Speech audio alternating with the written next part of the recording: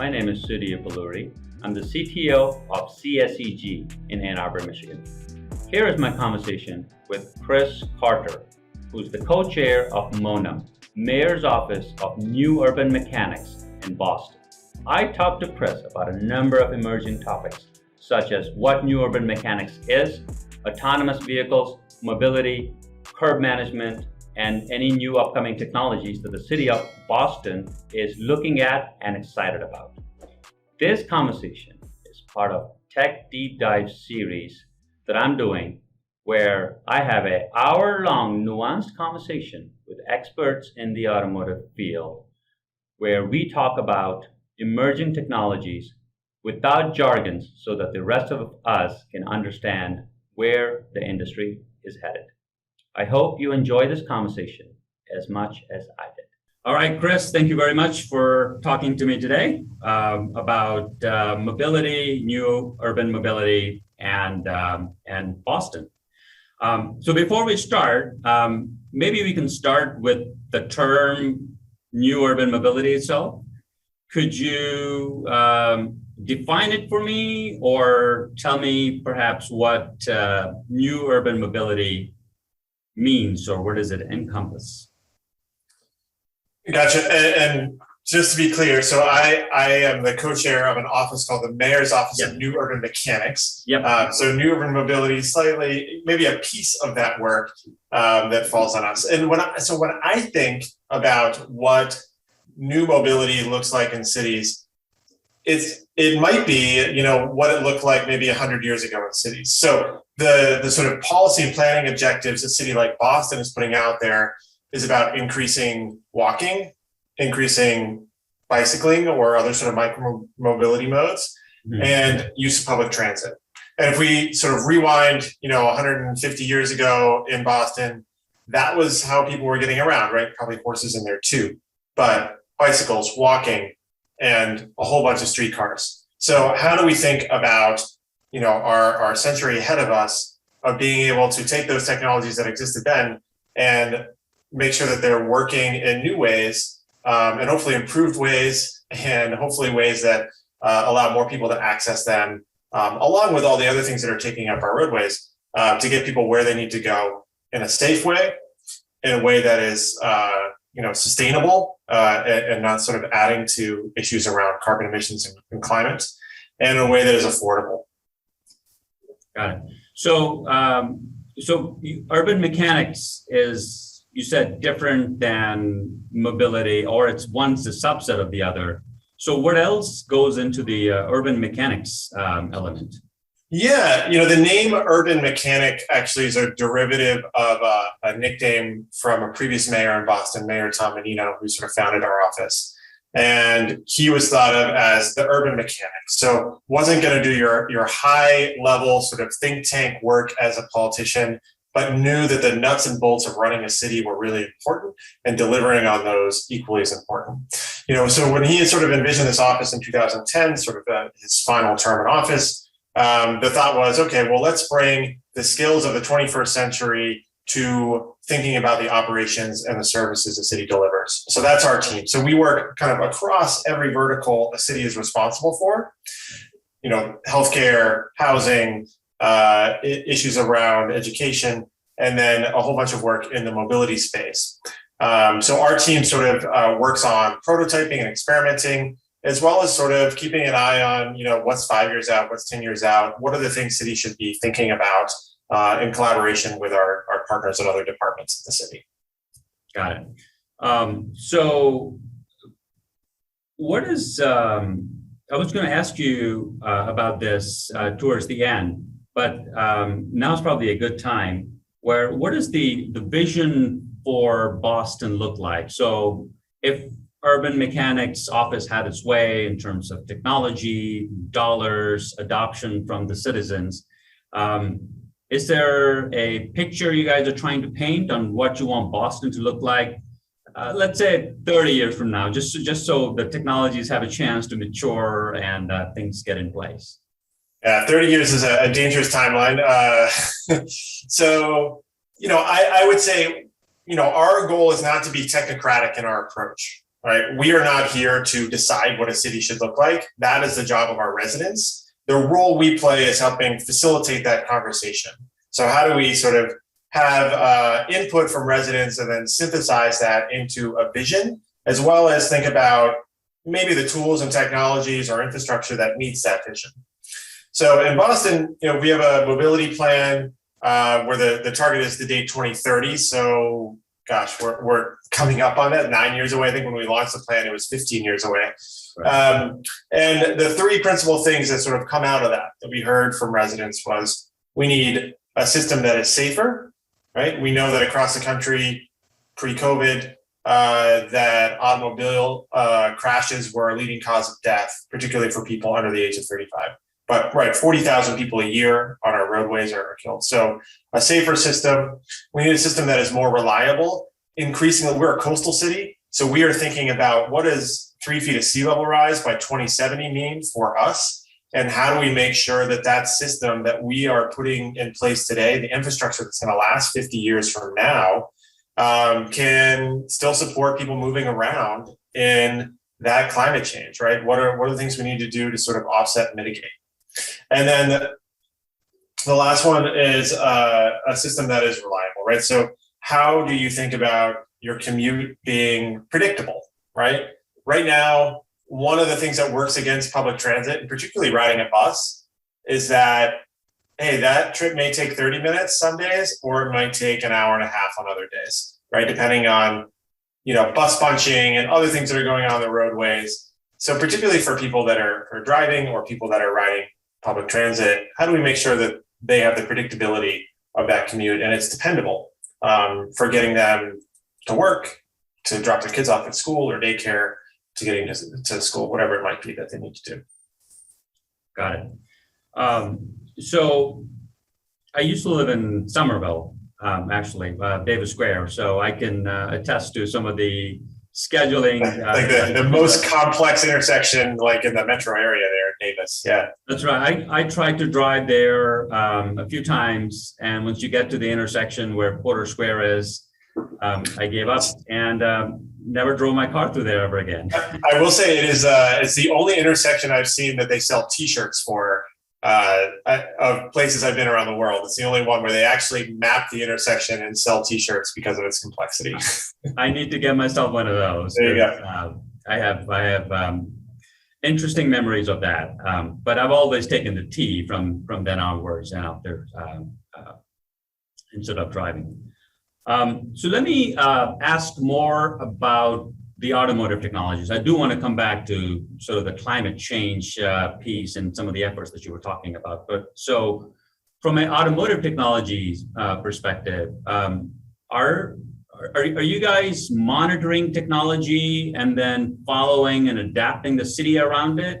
Or are you leading technologies based on where the gaps are or what you want the city to look like? Yeah, it's maybe a little bit of both. In terms of automotive technologies, we're not redesigning the city for automobiles. That happened once, and the outcome maybe was not so good, right? We ended up with highways cutting off neighborhoods. We ended up with sort of disinvestment in cities and an increased investment in suburban. And those are tied not just to automobiles, but federal policies as a whole. So, our approach is, if we're talking about infrastructure and we're talking about automobiles, we're trying to make the trips that need to happen in an automobile maybe can still happen, but we're really trying to sort of balance the scales a little bit. So, the work that we've done relating to automotive technologies, we have a program on autonomous vehicle testing in the city of Boston. It's one of the few in the country that has sort of municipal oversight and control. So we work very closely with our state colleagues on how we set up that testing. And in that sort of call for companies that want to test here, it outlines the vision of shared fleets, right? Making sure that we're serving residents that have mobility impairments or greatest need for this technology. If you're a senior and maybe you no longer are able to drive, an autonomous vehicle maybe reduces sort of some burdens in your life of having to rely on friends or family or a private service that feels harder for you to access. So, I think our interest is, can we help develop these technologies by giving them a path to develop, right? Through a testing program. And can we work with them to sort of say, hey, these are a lot of the needs that we have in the city of Boston, where that technology would be helpful. It's probably less helpful if the goal is just to continue the current model of selling vehicles to individuals and having them then have, autonomous cars instead of regular cars. Maybe it's a little safer, that's the hope, but there's an opportunity to shift vehicle ownership models, hopefully, that end up with better outcomes for hopefully everybody in the city and for the climate as a whole. Right.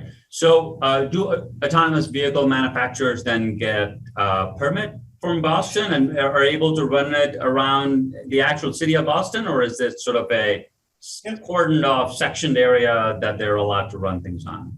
Yeah, it's sort of a multi-part process they go through, but they essentially, it's an application to us in the state and a joint sort of MOU on what the testing is. And then we do a graduated program here in Boston. So it's akin to what maybe a junior's driver's license is, right? When you first start out testing, we are defining the ODD in a way that is less complex, because Boston can be a pretty complex city, right? It's a dense urban environment. Yeah, that's the final challenge, I believe. If you can drive in Boston, if you can drive in Boston, you should get a gold star on your driver's license. That's right. Which actually, it's a little bit challenged by choice for companies and where they want to invest their time and money for that use case. But so we start out in a marine industrial park, which still has, pedestrian and bicycle traffic and truck traffic, but the roadways the intersections are less complex, single lane roadways, that kind of thing. And then they graduate out from there based on miles they do and progress that they make. So right now, let's see. Motional, which started here as Nuanced, was an MIT spinout. They are currently testing sort of in a broader area of the Seaport District, which is sort of mixed residential, commercial, a high amount of sort of office space down there. Optimus Ride, which is one of the other companies that's testing, they're still mostly confined in that marine industrial park and starting to do some corridor travel outside of that. So it sort of depends, but our goal is to sort of learn with those companies and then, gradually sort of increase where they can test based on their progress. We think that actually helps with public, the public being to understand the technology as well as like have awareness of it and sort of understand that there's a graduated program instead of saying, the city is yours. It does create, I think this is an interesting question nationally, right? That for all the companies that are testing in San Francisco, disengagements look different in urban environments than they might on a highway, right? So this is obviously a popular topic, but California requires disengagement reporting. All those miles aren't equal. How do you make sure that you incentivize safety and testing while still having a good understanding of what the vehicles are actually doing and what types of disengagements are happening and which vehicles are safe? And I don't know if there's a good metric to look at for that yet. So that's one of the places I think we're hoping to continue to learn over the next couple of years. Yeah, that's interesting. I read this report that came out of MIT. I believe Lex Fridman was one of the co-authors of that, looking at the disengagements for Tesla. And my takeaways from the paper was the average disengagements was every 9 miles or so there was a disengagement. That's the average. But turns out most people used autopilot on highways and not on cities. And so that seems like quite a frequent disengagement for it to really be called autopilot, really. Totally agree. And to be very clear, like Boston's program is really structured around levels 4 and 5 autonomy. I think there are a lot of challenges with products like autopilot that people may overly rely on, even though the manufacturer tells them something differently. Right. Agreed.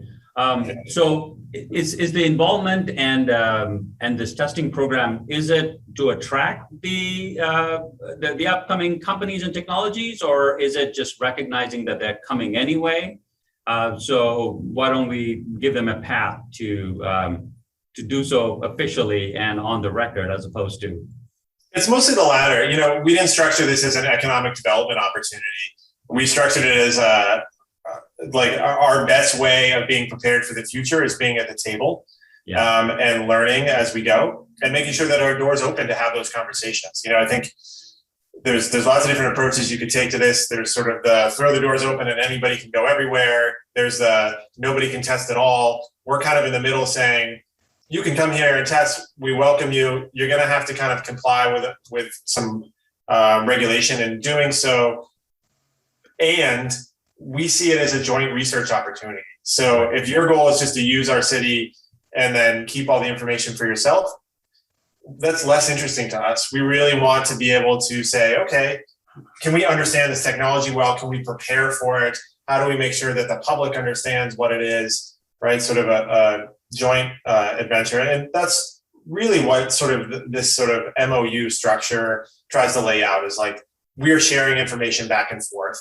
So you were particularly saying that you wanted to be on the table in order to get the data to understand.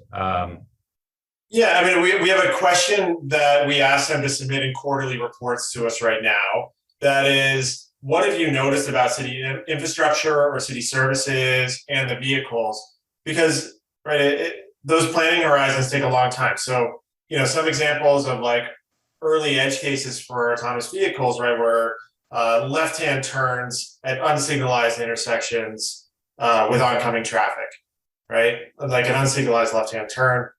Should we maybe be thinking about, when we do a corridor redesign, of limiting those instances or making sure that they are all signalized? Because it looks like not only is that hard for an autonomous vehicle, it's kind of hard for a human driver sometimes too. Right. It's actually really unsafe for a pedestrian that might have a concurrent walk signal along with that left-hand turn. Right. So how do we, some of these things are going to layer on top of each other, where what is actually useful for developing the technology faster is a win for pedestrians and cyclists, and maybe a win for safety overall. So there's certain opportunities like that we want to have them sort of bubble those up to us so that we're aware of them. And when we have those conversations on corridor redesigns or intersection redesigns or development projects, we're able to sort of bake that in.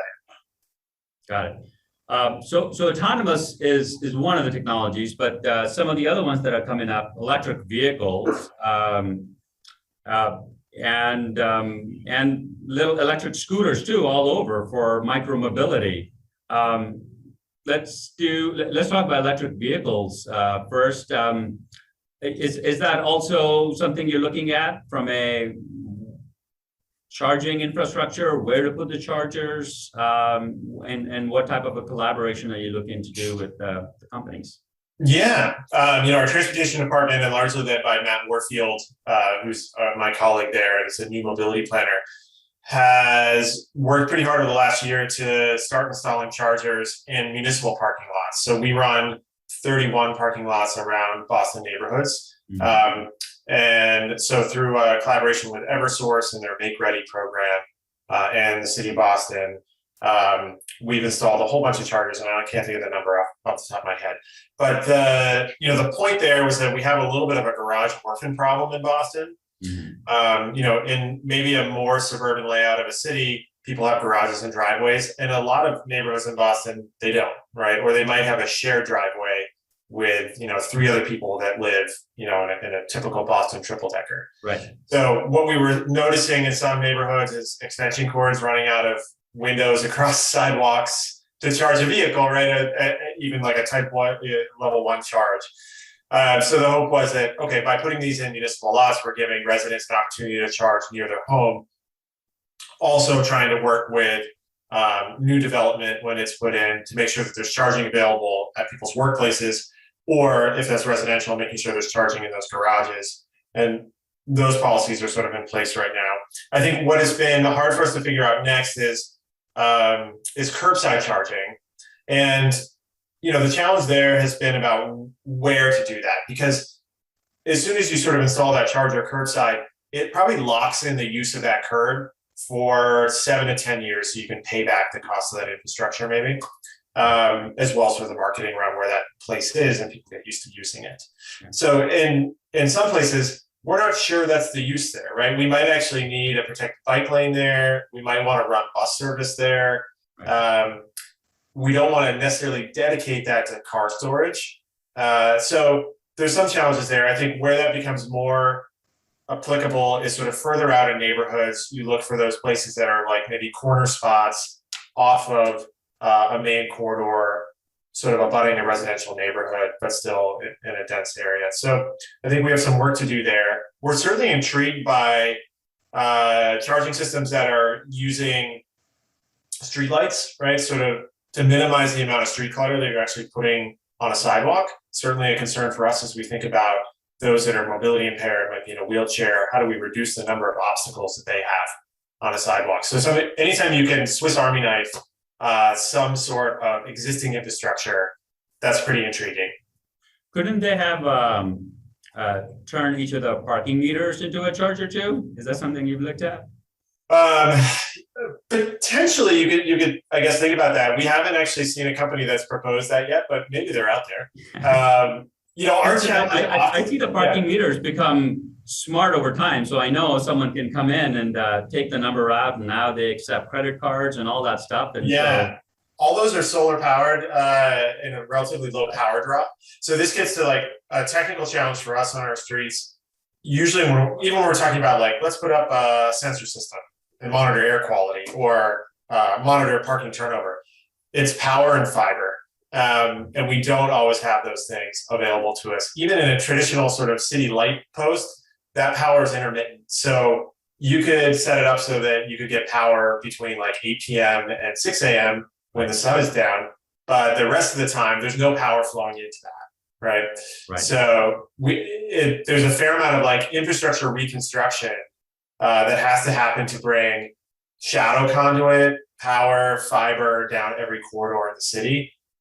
If we're going to get to a place where connected vehicles need to have some sort of connectivity along every corridor, we don't have that ability at this point. Right, got it. What about the scooters? They themselves are a controversial topic, depending on who you talk to. What is your opinion on that? Yeah, so for Boston, there's a funny little thing that sort of happens here. There's a state law that requires scooters and sort of classifies them as you would classify a moped, but even sort of the stand-up ones. So they're required to have turn signals on them. And not a lot of manufacturers have done that. Maybe none have put turn signals, because it might not be, it's probably not a requirement in any other place. So where the city of Boston has been on that is that, like, yes, potentially a promising technology. If it can get mode shift, it can get people out of car trips and onto scooter trips, that's something that we would want to pursue. I think the data in some cities has pointed to that, and in other places feels a little bit nebulous and vague right now. And if we can get that state law changed, then our legal counsel feels a lot better about us being able to run a program. But right now, we're a little bit hamstrung by that. And that's not to say, the city worked with, some of the advocacy groups to file legislation on this in the past at the state. It hasn't moved yet, but I imagine it's going to happen sooner or later. And we've been trying to lay the groundwork to make sure that we're ready for that type of program when it does. So we passed an ordinance that sort of has put together, a working group on shared micromobilities, shared small vehicles, to be ready for that. We've run, a station-based bike share system for a decade at this point in the city of Boston, that where the infrastructure is actually owned by each municipality. Not uncommon in New England to have lots of little small towns, 351 of them in the Commonwealth here. Right. So we run a bike share system across a number of different municipalities, initially just Boston, and then Cambridge and Somerville and Brookline, and we've added on, all the way out to Salem at this point. So there's some ability and infrastructure there to work regionally on transportation, which is good. That makes, I think, scooters easier than it was to start with bike share. The thing that, on micromobility and electric micromobility that I feel like is the game changer, maybe for mode shift, has been eBikes. Yeah. And watching, what has happened in other countries where they've subsidized the purchase of those and track sort of how people are using them. it makes a 4 mile or a 5 mile trip seem so much easier. Then that is the length where you start getting people to be like, ooh, I don't want to your point, I don't want to mess with parking or driving. I can like zip down there on my e-bike and probably not sweat. So that's the pitch of the e-bike, is it? It makes distances shorter. Shorter and flatter. Right? That's right. Right. It makes the distance shorter and it makes the hills disappear. Yeah. And for the slice of the population that was sort of like, I don't want to bike because I'll be exhausted by the time I get there. I'm not sure I can do it, or I'll be way too sweaty. It eliminates some of those barriers, I think, in a really compelling way.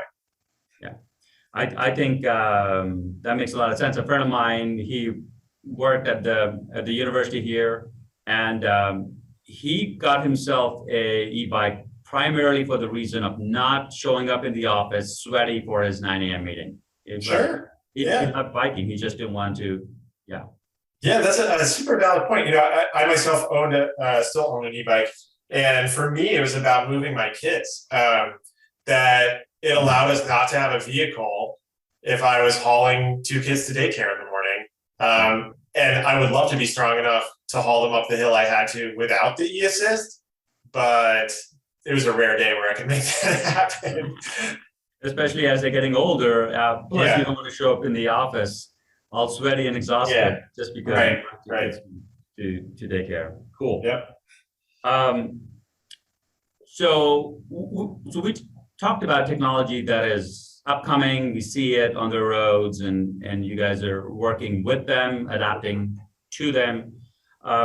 What about some of the blind spots? What do you see when you see all the technologies coming and you go, why is nobody working on this? Or we ought to really be thinking about this. That's a great question. I guess if I knew those blind spots, maybe I would go out and start my own company to work on them. But there's maybe I am doing that. I'm asking you for ideas for my next we spend, because there's 2 things that come to mind, and neither of them are really blind spots. We spend a lot of time thinking about curb management in the city of Boston. And we've got this finite resource of curbs. It's 1,700 miles of them. But a lot of them are really contested in the commercial area, which leads to double parking, which leads to parking tickets, all those things. I think the innovation that we're seeing there is about like a reservation system for curbs. And I'm not sure that is the right solution. So I'm waiting for someone to come up with something better than that. And the reason I feel like reservations don't work is because we can't ever enforce them. So it's like you put the reservation into the car rental agency and you get there and you're like, I ordered an economy, and they're like, sorry, here's a Chevy Tahoe or a minivan. Yeah. Right.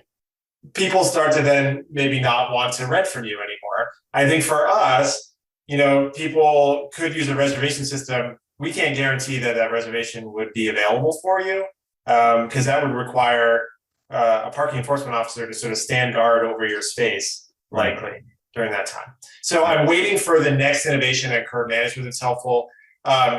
We also don't know our curb regulations across the city digitally.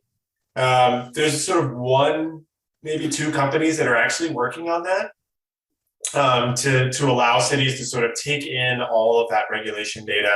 I think there's a ton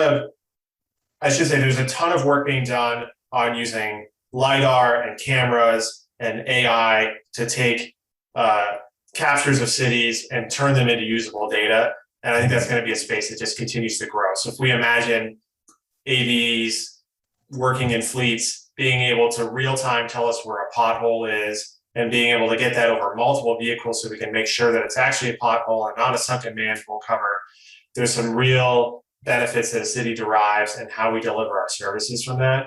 And I haven't seen, I think AV companies have been so focused on, can we make this vehicle operate safely to move a human around, that they're just starting to think about, okay, what are the other things maybe that data could do? So that's a big opening. The last one that's coming to mind for me is around UAV. Cities are, or at least Boston is not prepared for rolling out any sort of UAV program. there's Facebook groups in Boston around flight paths out of Logan that are like 8 miles away from Logan, away from the noise. So I'm having a hard time picturing how that technology works in an urban environment in any sort of short term. But I know there's a ton of innovation happening there, from like lo-fiing seaplanes to parcel delivery to medical delivery. And I think that there probably needs to be a fair amount of community involvement, community conversation about how we want that technology to impact our city in a place where the jurisdiction feels a little bit funny, right?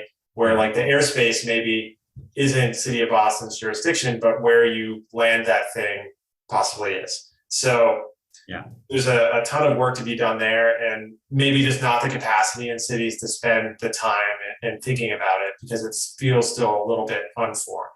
Yeah, and I think it has a potential to reduce some of the traffic as well, because a lot of the parking issues or traffic contributors are, couriers, UPS trucks, and all of that, and some of that can be moved up in the air.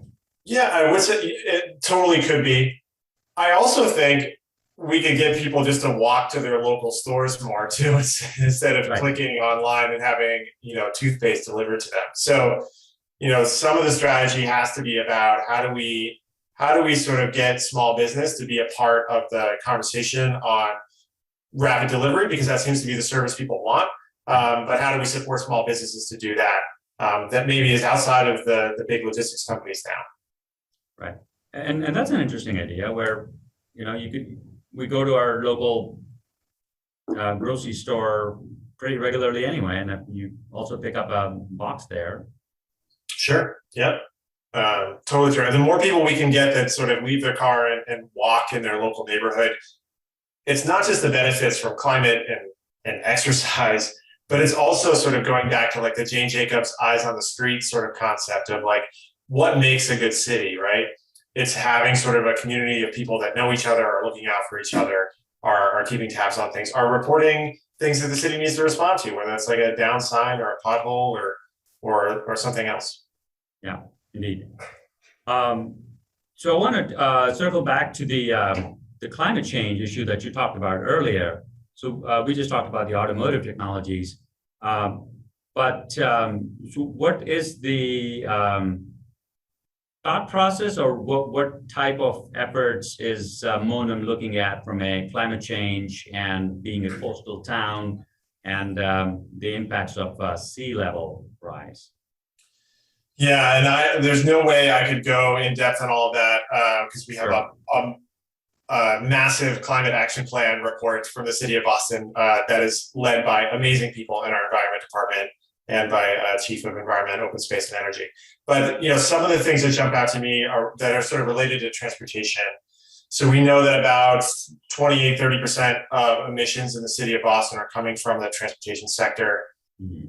That says to us that we should be doing everything we can to reduce that. It's a whole portfolio of work on building emissions as well, and we're sort of touching some of that. But on the transportation side, that means putting our money where our mouth is, greening our own fleet, right? So there's a commitment from the city to start electrifying our fleet. We've already done that with some of the shared vehicles, but electrifying the fleet. We added a cargo e-trike to our fleet this year as well for city employees, so that, if they're doing tasks that can be done with a cargo bike, that's now an option for them. And we see a lot of use out of folks in the transportation department with that, which is great. And then we're also thinking about what's the infrastructure we need to add for that heavy equipment, charging at our district yards and other places. Okay, cool. So what portion of Monum's work is automotive technology, and how much of it is non-automotive related? Oh, 5% maybe is automotive related compared to the rest of the range. So the pieces that we touch, we manage the autonomous vehicle testing program for the city of Boston, and then we do a lot of curb management type work. So maybe, but our team is 10 people, and so 1.5 of us work on that stuff, and not full time. So that being said, We do that in collaboration with other city partners, or state partners, or private industry partners, or academia. So there's a lot of other people that are sort of touching it, but it's a relatively small piece of our overall portfolio. Got it. So what are some of the biggest or bigger pieces of pie that you're working on? Is it more on the policy and urban planning piece of it? No, so our express focus is prototyping things. So we spend a lot of time on sort of this exploration phase. What are the things that residents or the mayor or other city departments are asking about? What are sort of the interesting things that are happening in cities? And then can we shape them, as I make my funnel from here into here, into something we can go out and test? And that could be, we're going to go run this program for a little while, or we're going to go stick this piece of street furniture out that we've never tried before and see how it goes. Or we're going to suggest a draft policy for something. And then we run that experiment, and then we try to think about, okay, it has an end. Did it work? Sometimes they don't. Failing is an option for us. That's not a common thing that happens in government, but the mayor has given us sort of a long leash and the ability to fail. And that's important because otherwise it would limit the kind of risk we could take. So failure, does it just end? Was it something that we can learn something from, share those learnings back, but it's sort of time bound? Or can we scale it? Can we bring it other places in the city of Boston, or can we think about a national approach? One sort of like automotive related piece of that is around truck safety and vehicle side guards. So we, in 2012, we had 5 cyclists that were killed on the streets of Boston. That usually averages 0 to 1. So 5 that year. 4 of them were from large trucks, and 3 of those were from turning vehicles that hit sort of the side of the vehicle and went under an underride crash. So we took sort of that knowledge. We coincidentally knew a researcher at USDOT Volpe in Cambridge that was working on that topic, had researched it in the EU and other places, and said, what would it take to try something like this in Boston if we were going to install this technology on our vehicles? And he said, not a lot of money, just a little bit, like $30,000 and some political will. So we ran an experiment on 13 vehicles, our own public works fleet, different vehicle types, different form factors, try to understand how that impacted operations. How does it work for the mechanics that are building those? What's the sourcing for vehicle upfitters to be able to supply that? And then we had another fatality about a year later, not with one of our vehicles, but another vehicle. And the mayor said, we need to expand this quickly. So we instantly went from, experiment to scale, pass an ordinance that required it on all our trucks and anybody we contract with, as well as crossover mirrors to protect those blind spots in front. I think we thought about ADAS systems at the time, but the technology wasn't quite mature enough for us to sort of mandate that. And then from there, said, okay, well, this is our city, but trucks come in from all over places too. And Cambridge and Somerville sort of followed this lead, Newton as well. They've implemented programs, but our goal was sort of state or federal policy. So we spent a whole bunch of time working with the state to file legislation there. We made a couple of runs at that. We made inroads. We haven't quite gotten where we need to be, but some changes. And then just this past 2 weeks ago, in the infrastructure bill that passed the Senate, there is a clause in there sort of mandating more research on side underride crashes and the promulgation of rules, hopefully too. That's not necessarily our work. There's a lot of great advocates on that topic on truck safety, but we like to think that we're at the table on that. We're trying to do our best. We are seeing a need in Boston for protecting vulnerable road users. And it was a way to go from problem to experiment to eventually scale. Right. And that's sort of the model that we run with. Right. And perhaps you also planted the seed or took care of the seedling at that stage and then passed it on to others too. Exactly right. So there's a whole bunch of people that are at the table now on this. And even those other municipalities that are around us, the fleet manager in the city of Boston when we ran that experiment is now the public works director in the next town over and just took it with it, right? It was like, well, we used to do this in Boston. We're just going to do it here too. And then on a national level, working with, the big shift was New York City mandated all their fleet as well. And we have a fleet of a few hundred vehicles that this applies to. we're talking about 10,000 trucks in New York, right? If you take their sanitation department and do this to it, so you instantly get scale when you go to those other places. That being said, lead on that? What's that? Did they follow your lead on it? They were after us. They used the same researcher. I wouldn't say, I think they do a lot of their own thinking, so I would never say that. And the DCAS team there is phenomenal. It is really just taking it and run with it because they do a bunch of other things too.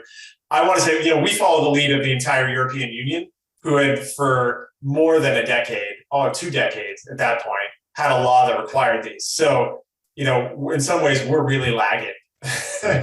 Even for being, the biggest sort of deployment in the U.S. Initially, really far behind where some other people were on it.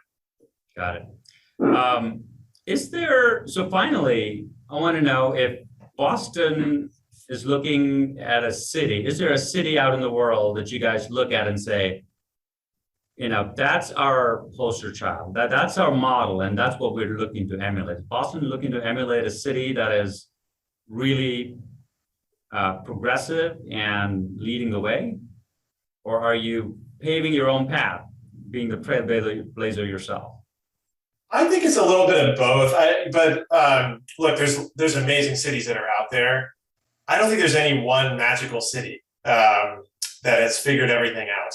But there's bits and pieces of lots of different places that we like, and not afraid to call those places up and say, how did you do this, right? And I think that's a really important thing, at least in the line of work of sort of a civic R&D team in a city, to be humble, to realize that we definitely don't have all the answers, that other people have figured out pieces of it, but the context is going to map onto Boston a little bit differently. On the curb work, we spent a lot of time talking with the city of Seattle, who has done some really great things there that we've tried to sort of adapt and figure out how they fit us. On micromobility, Santa Monica has been a real leader there across the country on how they've sort of handled scooters, right? They were the sort of the epicenter of where they began. So they've had a longer run at it and more experience with that policy. If I look at sort of like AV policy and AV work, Pittsburgh and Boston have a lot of similarities in the approach, but the difference is our relationship with state government looks a little bit different. So there's some differences there. And then if we look abroad, there's amazing things happening. We had a partnership with the city of Lyon, the metropolitan area of Lyon, for a while, looking at different mobility platforms. And that was a great experience to understand how they're linking together, not just mobility, but other cultural resources in the city through sort of account-based systems, right? You can use this card to get discounts at museums or soccer games, but also use it for your train, right? So types of things like that, I think we try to learn from, and then we sort of pick it apart and figure out which pieces might map into our cultural context, the policy windows that are open, the partnerships that we can leverage, that kind of thing. Right. And I would assume some of the old world cities in Europe might be good examples for curb utilization and all of that, because Boston, in a sense, is very similar to them. The roads are really hardened cow paths, just like they are for London. Yeah, I think our geography and our architecture looks more akin to a European city than what you would find sort of in large parts of the U.S. And certainly those cross sections, how much space we had to play with curb to curb, right, looks a little bit more like Europe than other places. And that is a perennial challenge, particularly for the planners and engineers in our cities, to figure out, okay, how do you allocate this space, even though it's 50 feet, as opposed to a cross section. My dad lives in Colorado, and I always joke with him when I'm in Denver or other places that those cross sections, you could fit 2 or 3 Boston streets in it. And yet probably people still feel like there's not enough space on the roads. Yeah, indeed. The West has big, wide open spaces for sure. Yep. It's part of the branding. Thank you so much for talking with me today. I love talking about Monum and some of the automotive related technologies that you guys are doing, and appreciate the time. Great. Yeah, really appreciate the conversation as well.